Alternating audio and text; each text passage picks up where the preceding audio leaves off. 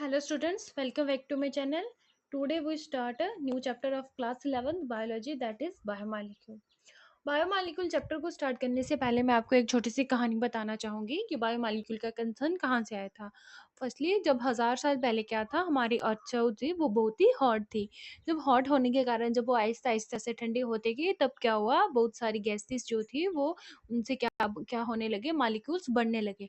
उन मॉलिक्यूल से क्या हुआ, सेल बना, फिर सेल से क्या हुई थी, लाइफ एग्ज़िट हुई थी। जनरली जो भी न्यू लाइफ एग्जिट होती है वो कहाँ से एग्जिट होती है, नॉन लिविंग थिंग से एग्जिट होती है। नॉन लिविंग थिंग से क्या होती है, न्यू लाइफ जो होती है वो एग्जिट करती है। क्या हुआ था, जब हमारी अर्थ ठंडी होती है, अगर हम कॉमन लाइफ में देखें, अगर कोई भी कूल सब्सटेंस है, ठीक है, कोई भी कूल सब्सटेंस है, तब हम उसके ऊपर क्या करते हैं, अनदर सब्सटेंस रखते हैं। अगर कोई कूल सब्सटेंस है, इसके ऊपर हमने कोई कूल सब्सटेंस और रखा, तब क्या होता है, हमारे पास एक न्यू चीज़ बनती है। उसी तरीके से जब अर्थ ठंडी हुई, आहिस्ता-आहिस्ता से गैसेस जो थी वो निकलते गए, उससे क्या हुआ, बायोमॉलिक्यूल्स बढ़ने लगे और बायोमॉलिक्यूल्स जब हमारे कंबाइन हुए, बायोमॉलिक्यूल्स के कंबाइन होने से क्या हुआ, सेल बना और सेल से क्या हुआ, हमारी लाइफ एग्ज़िट हुई। ठीक है। और वो कॉमन जो बायोमॉलिक्यूल्स दैट इज, जैसे कि बायोमॉलिक्यूल्स आ गए हमारे पास, कार्बोहाइड्रेट आ गया, प्रोटीन आ गया, लिपिड्स आ गए, ठीक है, न्यूक्लिक एसिड आ गया। ये भी सब क्या है, हमारे एक बायोमॉलिक्यूल्स हैं। जैसे कि कार्बोहाइड्रेट, इनका काम क्या होता है, एनर्जी प्रोवाइड करना, इंस्टेंट एनर्जी प्रोवाइड करना। प्रोटीन का आ गया, ग्रोथ के काम में ये आते हैं। लिपिड्स का काम लिपिड्स का भी ये इंपॉर्टेंट काम होता है सेल के अंदर। न्यूक्लिक एसिड का जैसे कि आ गया, न्यूक्लिक एसिड क्या करता है, जेनेटिक इंफॉर्मेशन को कैरी करता है पेरेंट्स टू देयर ऑफस्प्रिंग। ये भी सब क्या है, हमारे बायोमॉलिक्यूल्स। ये कहाँ पे पाए जाते हैं, सेल्स में पाए जाते हैं। और ये बायोमॉलिक्यूल्स जैसे कि हमारा जैसे ये क्या आ गया, एक सेल आ गया। सेल में अंदर ये क्या होती है, हमारी सेल मेम्ब्रेन। सेल मेम्ब्रेन के अंदर यहाँ पे क्या होती है, ऑर्गेनेली होती है। ये आ गया हमारा साइटोप्लाज्म। इसी तरीके से हमारे जो भी बायोमॉलिक्यूल्स होते हैं वो कहाँ पे, ये वाला हिस्सा जो हो गया इसको हम क्या बोलते हैं, प्रोटोप्लाज्म। जितने भी हमारे बायोमॉलिक्यूल्स होते हैं वो हमारे कहाँ पे पाए जाते हैं, प्रोटोप्लाज्म के हिस्से में पाए पाए जाते हैं। ठीक है। अब आ गया हमारे लिए, अब ये सब आपको पता लग गया कि बायोमॉलिक्यूल्स कहाँ से आया, कहाँ से लाइफ एग्जिट हुई। अब आ गया biomolecule according to NCERT text book. हम देखते हैं इसकी डेफिनेशन, इन्होंने क्या बोला है, बायोमॉलिक्यूल्स क्या होते हैं। Our body is made up of million of tiny cells. हमारी जो बॉडी है वो बहुत ही छोटे छोटे सेल से बनी है।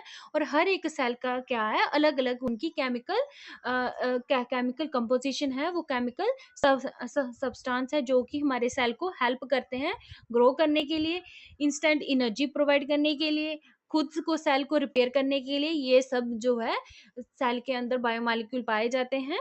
ठीक है। The chemical substance are called biomolecule. वो जो भी ये सब जो केमिकल सब्सटेंस है इनको हम क्या बोलते हैं, बायोमॉलिक्यूल्स बोलते हैं। अकॉर्डिंग टू एनसीईआरटी बुक, उसमें डेफिनेशन बायोमॉलिक्यूल्स की ये दी गया है कि biomolecules are organic molecule. Biomolecule क्या है, ऑर्गेनिक मॉलिक्यूल है और ये लिविंग ऑर्गेनिज्म में पाए जाते हैं। इनका काम क्या होता है, सेल को शेप देना और उसका उसके अंदर फंक्शनिंग काम करवाना। ठीक है। इन सिंपल वर्ड अगर हम बोले, बायोमॉलिक्यूल्स को हम क्या बोल सकते हैं, बिल्डिंग ब्लॉक ऑफ लाइफ। क्योंकि अगर बायोमॉलिक्यूल्स हैं तो सेल है तो हमारी बॉडी है, हमारी लाइफ है। अगर सेल नहीं होंगे तो हमारी लाइफ नहीं होगी। ठीक है। अब आ गया why are biomolecule important. Biomolecules important क्यों है, बायोमॉलिक्यूल इसलिए इंपॉर्टेंट है, अगर बायोमॉलिक्यूल नहीं होंगे तब हमारे सेल वो है वो सर्वाइव नहीं कर पाएंगे। तो अगर बायोमॉलिक्यूल नहीं होंगे, एनर्जी भी हमारी बॉडी के अंदर ही नहीं, मतलब हमें सेल से एनर्जी नहीं मिलेगी। ना ही हमारे सेल खुद ब खुद ग्रो करेंगे, रिपेयर खुद को कर पाएंगे। ना ही वो जेनेटिक इंफॉर्मेशन को प्रॉपर्ली ट्रांसफर कर पाएंगे। ना ही वो अपनी इंजाइम केमिकल रिएक्शन को प्रॉपर तरीके से कर पाएंगे। सो हम कह सकते हैं कि हमारी लाइफ जो है वो बायोमॉलिक्यूल्स के ऊपर क्या है, डिपेंड है।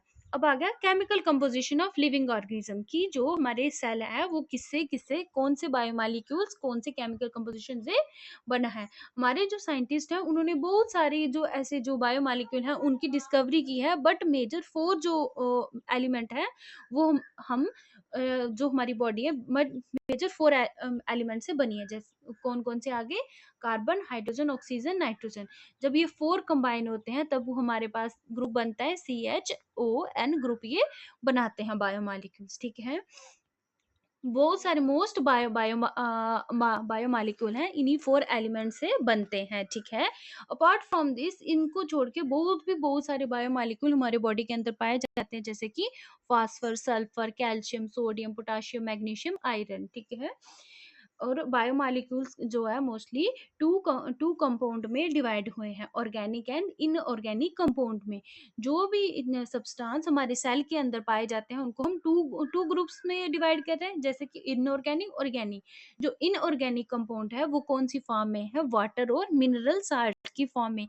मिनरल साल्ट्स में आगे एसिड, बेसिस, गैसेस आ गई, ठीक है? सेकंड ग्रुप ऑर्गेनिक कंपाउंड आ गया। ऑर्गेनिक कंपाउंड में क्या आते हैं? Carbohydrate, protein, lipid, nucleic acid आता है, ठीक है? ऑर्गेनिक कंपाउंड को हम क्या बोलते हैं? बायोमॉलिक्यूल बोलते हैं, ये हमने ऊपर भी पढ़ा। अब इसके अलावा हम और भी मैक्रोमॉलिक्यूल और मैक्रोमॉलिक्यूल्स के बारे में भी जान लेते हैं। माइक्रोमॉलिक्यूल्स क्या है? एक वेरी स्मॉल मॉलिक्यूल होते हैं और इनका मॉलिक्यूलर वेट बहुत ही कम होता है, जैसे कि glucose, water, amino acid, nucleotides, mineral, ये सब क्या है? हमारे माइक्रोमॉलिक्यूल्स हैं, क्योंकि ये पानी में क्या हो जाते हैं? इजिली डिसॉल्व हो जाते हैं। अब आगे आ गया मैक्रोमॉलिक्यूल। मैक्रोमॉलिक्यूल क्या आगे? लार्ज मॉलिक्यूल आगे, और इनका मॉलिक्यूलर वेट वो है वो ज्यादा है, जैसे कि प्रोटीन, डीएनए, आरएनए, पॉलीसेकेराइड्स, ये क्या आ गए? हमारे मैक्रोमॉलिक्यूल। और इनका काम क्या होता है? ये सेल को क्या करते हैं? शेप प्रोवाइड करते हैं, इंफॉर्मेशन को स्टोर करते हैं, और बहुत सारी जो सेल के अंदर फंक्शन होते हैं वो परफॉर्म करवाते हैं, ठीक है? मैक्रोमॉलिक्यूल्स। क्विक रीजन में क्या आ गया? बायोमॉलिक्यूल्स को हम क्या बोलते हैं? बिल्डिंग ब्लॉक ऑफ लाइफ बोलते हैं। 4 मेजर कंपोनेंट है, carbon, hydrogen, oxygen and nitrogen. Cell में 2 कंपाउंड है, इनऑर्गेनिक, ऑर्गेनिक। स्मॉल मॉलिक्यूल को हम माइक्रो मॉलिक्यूल बोलते हैं, लार्ज मॉलिक्यूल को हम मैक्रो मॉलिक्यूल बोलते हैं, ठीक है? अगर आपको ये लेक्चर अच्छा लगेगा तो please like, share and subscribe जरूर करिएगा। Thank you for watching this video.